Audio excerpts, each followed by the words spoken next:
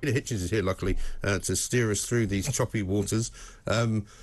I'd like to think that this policy would work. I'd like to think that we didn't have a country full of do-gooders who would like to welcome everybody that comes here with open arms, regardless of who they are and without knowing who they are.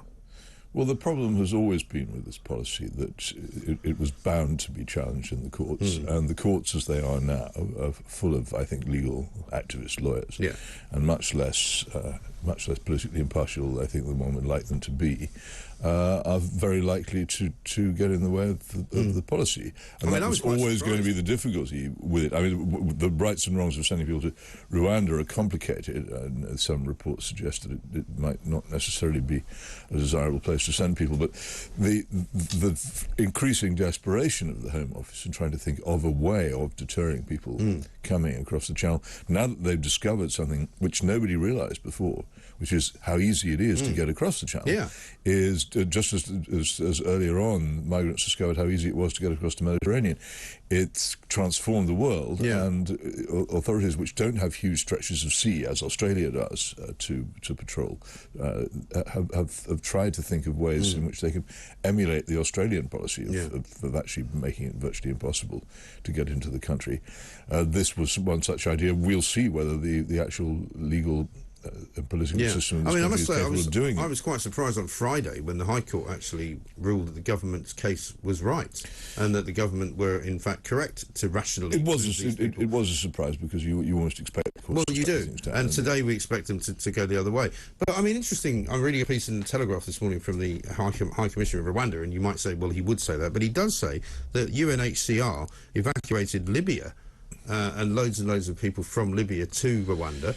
They've also brought people fleeing the Afghanistan revolution, and they've also ruled that it's one of the fastest improving countries in its index for good governance and human development. Improving is always a bit of a dodgy thing to be to be praised for, isn't it? It suggests you were pretty bad in the first place. I don't know about any of that. All I'm saying is my difficulty here is this: something must obviously be done effectively to prevent this criminal people smuggling and queue jumping going on.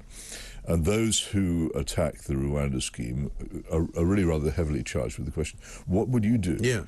And the problem with many of them is that they don't actually believe in controlling borders at all. But they won't openly say, we don't actually think there should be any border control whatsoever, because they know that, particularly in politics, that would lose them all the elections from here till but the activists are quite happy to say that. And I was very staggered to find out on Friday, we did this on the show on Friday, that there are some organisations which are charitable organisations set up specifically to help the illegal migrants to stay here once they get here. They give them advice, they give them lawyers, they raise money. But not only that, they are given money by government organisations and other trusts, such as Joseph Rowntree, such as Sport England, believe it or not, such as the National Lottery, all sorts of grants given to them to basically aid people to break the law. Well, this is what people have to understand about the country. We have been through a revolution. The law in particular, and also the administrative classes, have been transformed, particularly since the Blair era, but it was going on before that. And we are, in many cases, a country ruled by extremely left-wing people. And they have the money and they have the power. There's still some nominal conservatism about in some areas of politics, and people will make conservative statements and speeches. But in fact, the whole structure of the establishment and, as I say, of the legal system, the police, the courts and everything else is pointing the other way. And you really shouldn't be surprised. We've had a revolution, and only the top, only the paint on the outside, suggesting this is still a conservative country which is interested in controlling its borders, is there. Underneath, this is the state of affairs. Well, interestingly, Alan Mendoza wrote a piece, I think, in the Mail on Friday from the Henry Jackson Society, saying that it was all the fault of Tony Blair. All of this mass immigration that we now see was indeed something he instituted. Well, there's more to it than that. Of course, there was the famous Evening Standard article by the Blairite apparatchik Andrew Neither, who had been a speechwriter for the Blair outfit, in which he said pretty much that the whole decision by the Blair government to encourage large-scale immigration was an actual effort to rub the noses of the right in diversity. And it's a fascinating article to read now because it contains many thoughts of this kind, actually openly expressed, which generally they wouldn't say in the open because they know that if they went into an election saying that, they lose. It all goes back. The classic moment is Gordon Brown's bigot moment, when he denounced the voter as as a bigot for having for thinking that maybe there might have been enough immigration. Yeah. The Labour Party's true view of its own voters on this is of contempt. Right, and this will take us on to your column this week about marijuana, the BBC, Will Self, and I guess the sort of the creeping, not so much creeping as a wave of what you might call sort of dissonance towards it. But there is a very moving arrangement at the heart of the BBC which ought to work. What they have is a thing called the Royal Charter and Agreement, and the agreement is they get their incredibly important and well-financed status and the power to raise money through the licence fee in return for a pledge of impartiality. Now, who enforces this pledge? Nobody. And I constantly try to patrol it in my small way, and so when I see actual evidence of partiality and bias, I pursue it actually through the BBC's own complaint system, which is a fascinating exercise. It must be. Everybody should do it. Yes. There's a special skill to it. But recently they had Will Self, who I actually quite like. He's a sort of parody figure. Yeah, I know, but he's quite a laugh to be with. But there he is. He is one of the country's most famous drug takers, I think it's fair to say. And he was hired a few years ago to be one of the presenters on this programme called The Point of View, where he can pretty much say what he likes. Yeah. He says a lot of interesting things, but a few weeks ago he came on and he actually used his 10-minute slot on BBC Radio 4, which is incredibly influential, to call for the legalisation of marijuana. And I thought, well, okay, but there's one thing wrong with this. Nobody will ever be invited on to the BBC to say the opposite. Yeah. So I made an official complaint, and they couldn't see it. The response I got was, first of all, this isn't actually a big controversy, and secondly, what are you on about? But it is absolutely surely true. That's not for them to say, is it? Well, it isn't for them to say, but the thing is they mark their own homework. Yeah. Ofcom supposedly stands behind their complaint system, but actually I've never yet known Ofcom, in any complaint that I've put to the BBC, overrule the BBC's own internal judgment. No. I mean, I saw years ago Chris Moyles, who used to be the breakfast presenter on Radio 1, using the F word at 7:30 in the morning to a woman who was on the phone with him because her children were being too noisy, and Ofcom said that was fine. It's extraordinary, isn't it? Whereas if we'd done that in commercial radio, then you would have seen the signs that, the people would be fired, there would be £100,000 fines going on. It is interesting. I mean, I would. One of the most difficult but pressing tasks of anyone in British politics is to devise a system of governance, the BBC, which would actually bring back the impartiality which they used to, by and large, observe before Sir Hugh Green became Director General in the 60s. He openly turned the BBC into a culturally, morally liberal organisation and was quite blatant about it and made no secret of it. These days they pretend to be impartial, which is even funnier. It is. But as far as the whole legalisation of marijuana goes, takes us back as well to our conversation last week about the New York Times and America, where the Times, you said, had taken something out of this. And this is the new thing. So the memory hole in George Orwell's 1984, where Winston Smith is employed to go through all the old newspapers, cutting out things which are inconvenient. It's now actually happening. Yeah. The New York Times reported that the shooter in Uvalde in Texas, who killed all these school children and shot his own grandmother in the face, had been a marijuana user, and in one version of the story, and then they just cut it out. And we at Mail on Sunday thought there was something really peculiar about this. That, well, maybe it's possible they found the story was wrong. Yeah. But we sent a very enterprising and diligent reporter, Barbara McMahon, to Uvalde to check it out. She found the woman in the New York Times, quoted, who confirmed exactly what she'd said. He had talked to her about marijuana. Right. He'd actually asked her, her male colleagues, because the source of the story wasn't herself a marijuana user, asked her male colleagues at the Wendy's hamburger joint whether they knew where he could buy it. Yeah. And there's no question that this is an important thing. There's a lot of discussion now. The Wall Street Journal ran a big piece about it last week. A lot of discussion now about whether there's a connection between the use of marijuana, mental illness, and violent crime.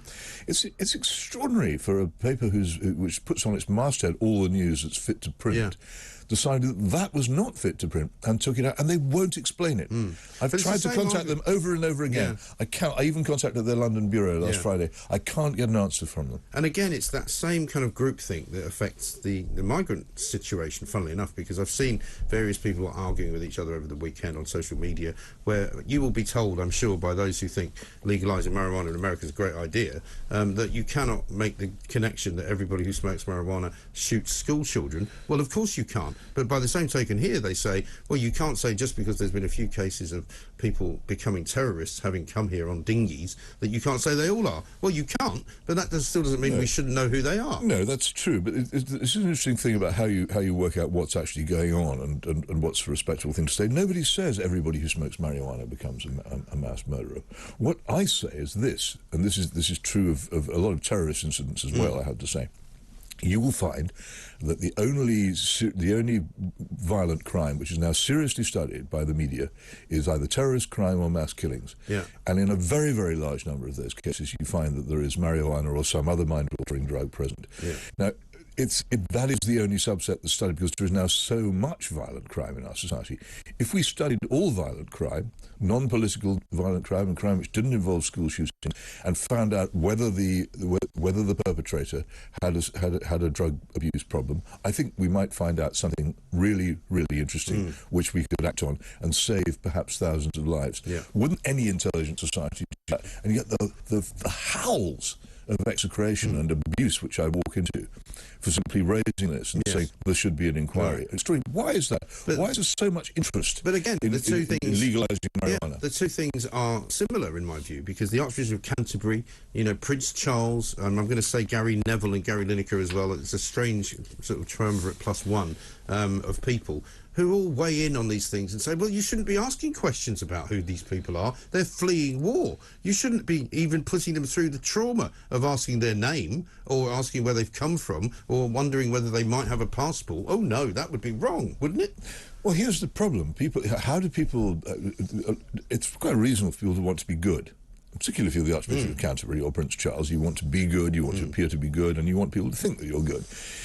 Since we pretty much abolished old-fashioned Christianity, which was about reforming yourself and making yourself behave better, we've moved on to a system where we try to be good by saying things which are popular with a certain population.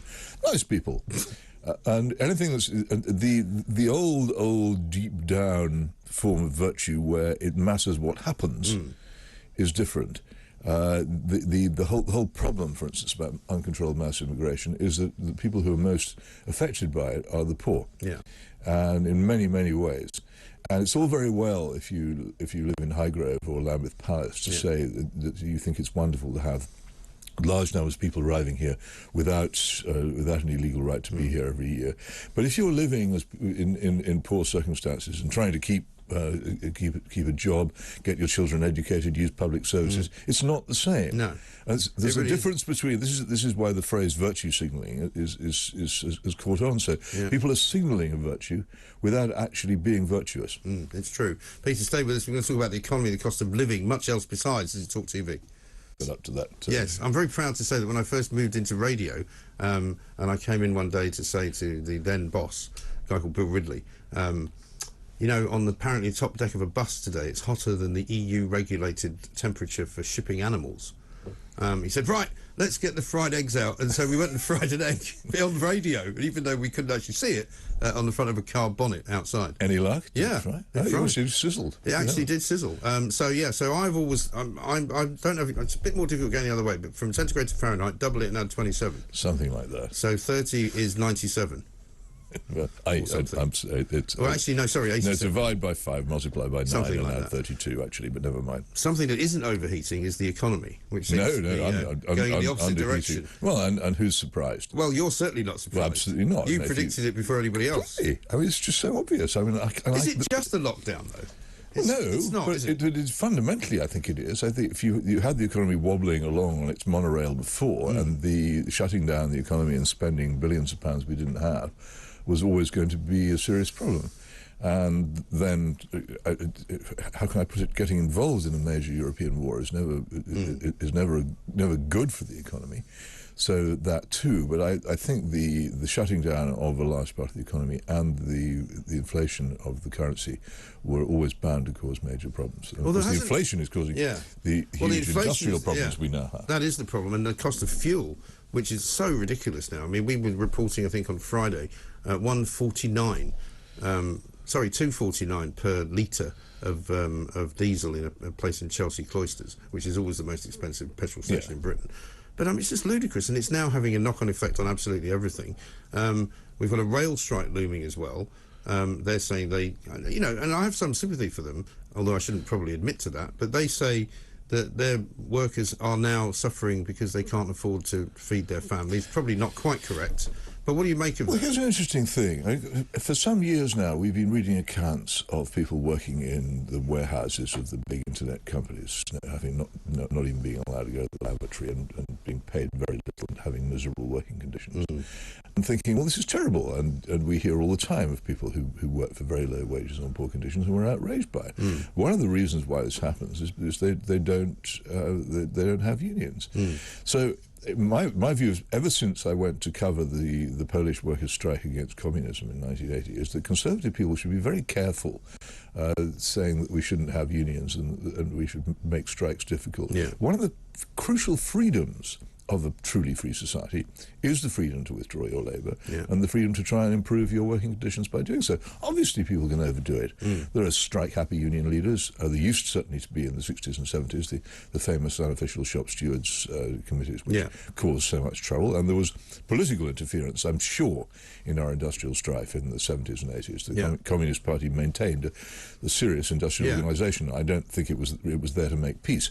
So there are people with the wrong motives, but ultimately you have to accept that in a free society there will be trade unionism and hope that it's done responsibly. Yes, absolutely. And I think when Thatcher did away with the flying pickets, that was the right thing to do. Absolutely. That had become a sort of thuggish part of industrial relations. It was an abuse of power. Which was rotten. But I think the argument that the rail strike unions are making, and I have no sympathy with the likes of Mick Lynch, I think he is a bit of an old-fashioned sort of dyed-in-the-wool, communist, and to call himself a representative of the poor on 124,000 well, there is that, is a little bit ironic. But what he's quite cleverly doing is he's pointing at the owners of the railway franchises and saying, well, hang on a minute, these guys have been taking a fortune out of the business. They've been putting it all into offshore funds all over the place, and he's quite right about that. It's a suction pump. And there's a very good letter in the Times this morning from somebody who's been travelling fairly regularly between Sheffield and London, recounting all things that are wrong with the trains, the cancellations, the absence of seats, the hellish lavatories, and the general shambolic nature of the service. Right. And he says, none of this is the fault of the unions. And if you're seriously concerned about things being wrong with the railways, and as a regular daily rail traveller, there is much that is wrong with the railways. A number of cancellations and delays that I experience as normal. Well, I hear all the time. Nothing to do with unions. All to do with what I regard as very poor management in people who couldn't run a railway. Yeah. Absolutely right. And I mean, the number of times now, on the rare occasions I do get on a train, there's no refreshments of any kind. There's no buffet car as there used to be in the old days. I mean, I used to live in the West Country, and I used to love coming up on a Monday morning from Pewsey, and I would sit in the first class breakfast car, and you didn't have to have a first class ticket, and you got a great breakfast, and as long as you kept ordering tea and toast, you didn't have to get out. Oh, the old British Railways breakfast was one of the great gastronomic experiences of life. But all those supposed frills have gone. The seats on my line, so thin people compare them to ironing boards. That I think probably the cheapest you could get. Right. This is not to blame everything on the unions. I mean, I very much hope there will be no strikes. I hope there'll be no strikes for my own sake, for the sake of the railways, because strikes always damage the industries that are turned against them. But you can't say it's unreasonable for union leaders to say, look, a lot of our members haven't had pay rises for quite some time. What are you going to do about it to people who are not broke? Absolutely. And also for people, and I've heard some of them on this station do so, to argue, well, nobody else has had a pay rise. Well, that's hardly a reason for nobody to have one, is it? No. There is, of course, going to be a big problem, as many people find that their wages and salaries shrink quite violently with inflation, and they realise. But it's already happening, isn't it? Yeah, and then they're going to say, what are we going to do about it? And in the days when trade unions were powerful and everywhere, as they were in the 70s, that would have meant a lot of strikes. Now I think it will just mean a lot of people have put up with it. But there are signs, are there not, that there will be a sort of ideologically driven general strike scenario going on perhaps over the summer? Well, let's hope not. Again, the difficulties which arise in industries. I was an industrial correspondent for many years. Were never on one side only. You'd often got bad union leaders, as I say. But you also often got obdurate and inept employers who couldn't handle the matter. Ultimately, you have to reach an intelligent compromise, and people have to understand where that is. And I don't think myself, from that long experience, that just blaming the unions for it is any real answer to it. The government may want to do this for obvious reasons, because the unions are still associated with the Labour Party. But here's an interesting thing. I think the Labour Party, particularly the Blairite Labour Party, would quite like to be shot of the unions anyway. They'd much rather raise their money from Lord Cashpoint and have nothing to do with the unions at all, because they're an embarrassment to them, and they're not really much of a working class party anymore. Well, Friends of Peter, I think, is what they'd prefer to get the money from, isn't it? Well, he got his mortgage. Well, I heard that Lord Cashpoint was back the other day. Lord Levy, who raised an awful lot of Blairite money. I gather he's back in business. Well, I never go away. Peter, great to see you. Thank you very much.